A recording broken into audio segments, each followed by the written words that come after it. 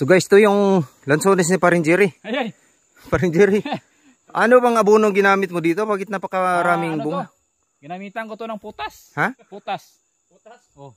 Daming bunga, no? Urea para malago yung mga bunga at saka dahon niya. Oo, ang tataas pa ng daog. Tingnan, no? Grabe. Pag yun ang isang pungpung, oh. Ang haba ng mga daog nito. Grabe naman itong. Anong variety ng lansones to, pre?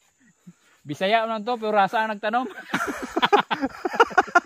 Grabe no, ng lansones yung lalaki pala, no? Grabe, oh. Grabe talaga, guys. Mamangha ka talaga sa dami ng bunga, guys, oh. Tingnan mo yan, guys. Grabe na bunga, eh. Makain daw to. Pero iwan ko kung mabuhay ka pa pag tapos mong kainin, ha?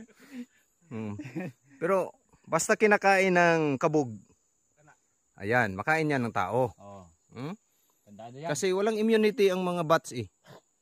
Pag kinakain nila yan, makain talaga yan. So, ang lalaki talaga. Grabe, ha? So, dito lang yan matagpuan sa 8 hours hike na namin. Kung gusto nyo kumain, punta kayo dito. Punta kayo dito. Maringlia. Maringlia at saka Gingging. Dahil hindi kayo pumunta dito, ito na lang